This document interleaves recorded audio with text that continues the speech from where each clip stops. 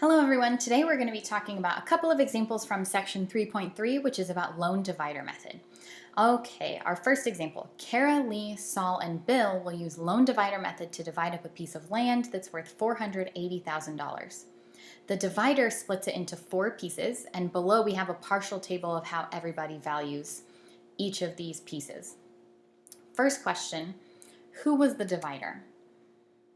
Now remember, the divider is always going to divide it up into 4 or however many pieces that they view as being worth exactly the same amount. So to figure out how much the divider is going to value each piece, we take the total worth, $480,000, divide it by 4, and that gives us $120,000. So whoever is the divider is going to value every piece at $120,000. And we see 120 entered twice on this table, but in Saul's row, there are 2 other pieces that we know his value that's not that even 120. So that means that Lee is the only possible divider here.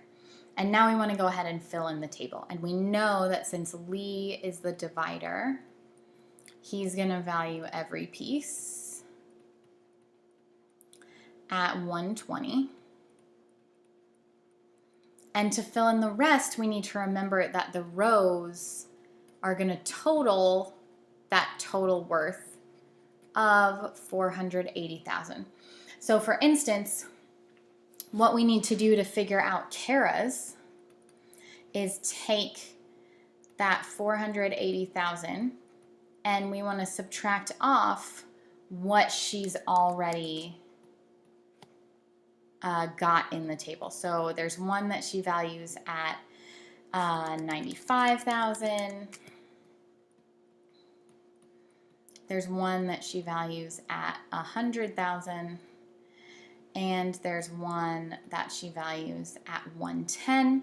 And when we take $480,000 and we subtract all of these amounts, what we get is $175,000. So what that means is that she values that last piece, S3, as being worth $175,000.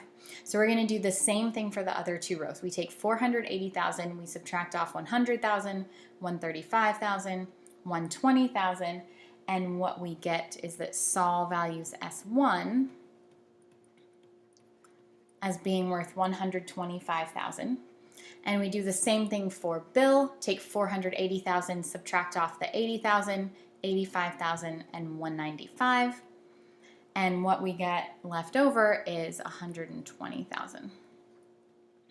Okay, now we want to list the choosers' bids. So we want to list which shares they think are fair. And remember, we already did the work to figure out how much a fair share is worth.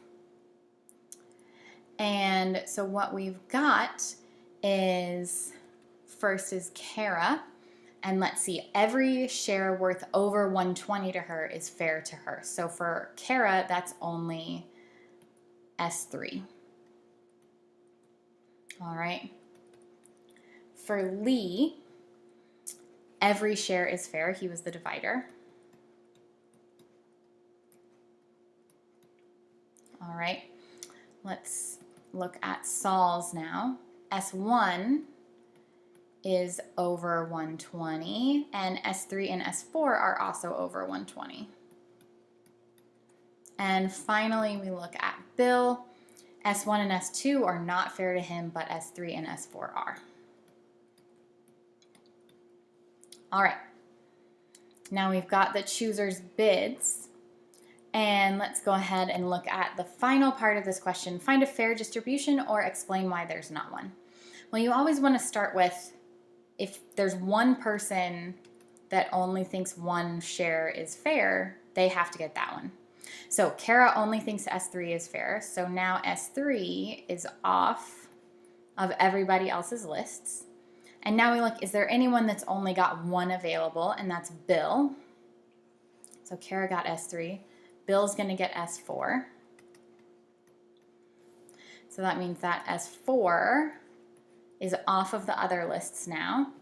And that leaves Saul with S1, which is now off of Lee's list, and that leaves Lee with S2. So here is our fair distribution. Okay, now we're going to move on to a second example. This one is a little more generic. 4 partners, D, C1, C2, and C3, are dividing up a plot of land. D, the divider, divides it into 4 shares, S1, S2, S3, and S4, and we don't have information about the total value or how each person values each share, but we do have the bid lists of the choosers. So the bid lists feature S1, S1, S4, S1, S4. So we have 3 choosers and only 2 shares on the bid lists. Okay, so what that means is they're not going to be able to sort of divide things up fairly just on the first go round. Let's go ahead and look at part A. Consider this distribution. D gets S2, and then S1, S3, S4 are recombined and divided up again between the choosers using lone divider method. Is this fair? Okay. Let's consider this. D gets S2, which is an unwanted share amongst the choosers, and then the other ones are combined up, including S1 and S4, the ones that every chooser wants. They're combined up and then divided again. This is going to be a fair division. D gets an unwanted share, and the wanted shares, which are S1 and S4 plus S2, are recombined and divided up. So because every chooser places such a high premium on S1 and S4, we know that each chooser will end up with a fair share.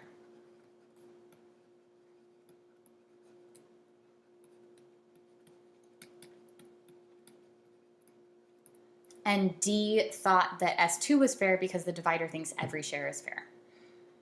Okay, now let's consider another situation.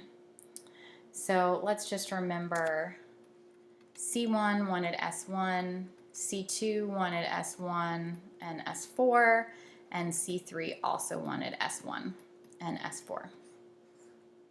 Okay. Now in this distribution, D gets S4, while S1, S2, and S3 are recombined and divided up again between the choosers. Is this fair? So this is slightly different from before because D gets a wanted share.